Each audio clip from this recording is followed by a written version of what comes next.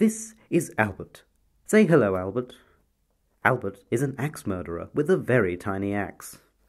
Oh, go on then. This is Nathan. Say hello, Nathan. Nathan is Albert's next victim. This is a freeze frame.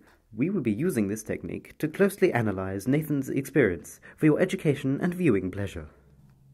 This is an extreme long shot. It focuses more on the environment, making it perfect for establishing shots. Here we see Albert in a long shot, allowing you to see his whole body and some of the environment. As he moves towards the camera, the type of shot changes to a medium long shot, and now a medium shot. Medium shots are used when you want to be closer to the subject while still conveying emotion through body language.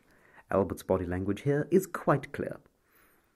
As we move into the close-up, we are seeing more of the emotion in the face, making it useful for dramatic moments in dialogue scenes. Then finally, the extreme close-up, which gets its name from how extremely close Albert is. This is the last thing Nathan will see before he dies.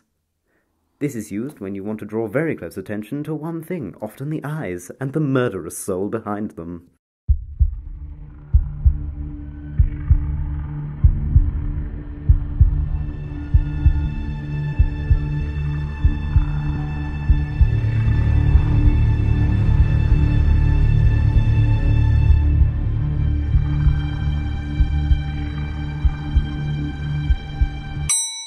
Let's rewind.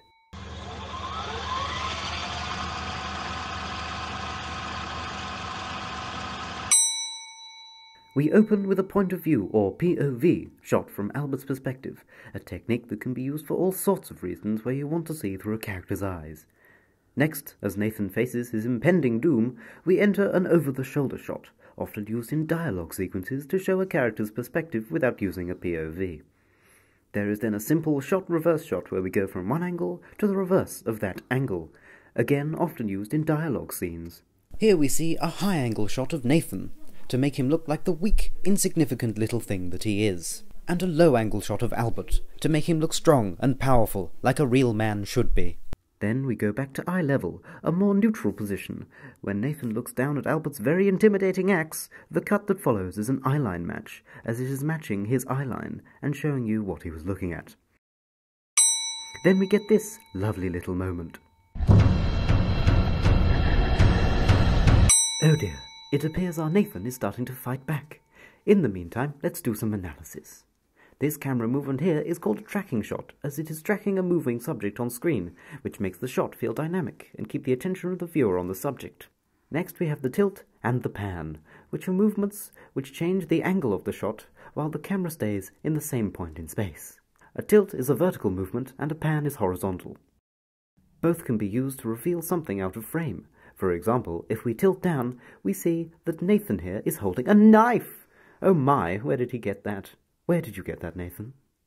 Well, it doesn't matter, because if we pan to the left, we will see that Albert has been waiting to pounce this whole time.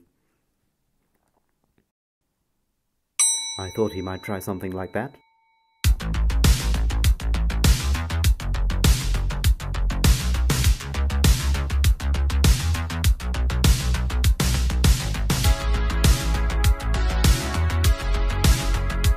Here we have an example of a montage, which is where a series of actions which occur over a long period of time are condensed into short moments and are all cut together to greatly increase the pace. The training montage as we see here is a classic example.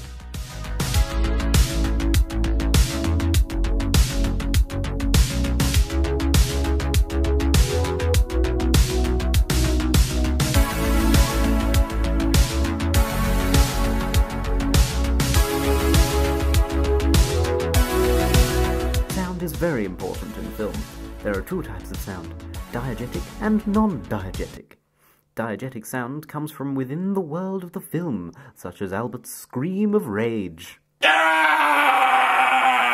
Non-diegetic sound is not supposed to come from the world of the film, but support it, such as music or my syrupy, delectable voice. Sometimes filmmakers will use an editing technique called a sound bridge, which is when the sound carries on across a transition, like music continuing into another scene to connect them in tone. It can also be done with diegetic sound, such as a scream, to emphasize its dramatic effect. When it comes to transitioning between scenes, there is also a variety of other techniques. You can use a simple cut, nothing fancy. You can fade out, often to an impactful scene to let the audience ponder what just happened. Or you can dissolve between the final shot of one scene and the first shot of the next, often used in older films to convey a change in time. Now, actually I'm not sure what this scene is meant to be. Hold on, let's see what our Nathan is doing. Oh, for God's sake, he's got a gun now. Where does he keep getting these things? We're in England. Never mind. What can we use this for? Right here. Ah, cutting on action. As you can see, when Nathan cocks the gun, there is a cut, but the transition is seamless. That's because the consistency of the action of cocking the gun connects the shots in the mind of the viewer. Here we see a focus pull, which is used to draw the attention of the viewer from one place in a shot to another, often from the background to the foreground, or vice versa. Let's take a quick look at lighting. When it is high key, there is a lot of light, and everything is clearly visible, such as Albert very obviously sneaking up on Nathan. Wow, that was close! If we just rewind there, we see that there is a zoom, which is where the focal length is changed during a shot to go from wide to a close-up, or the other way round. This zoom is used to comically exaggerate Albert's reaction. But with low-key lighting, everything is darker and harder to see, making it perfect for horror as it taps into our fear of the unknown. Now Nathan can't see where Albert is attacking from, leaving him open to...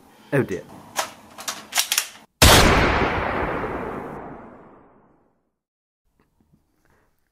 Okay, well, one last thing.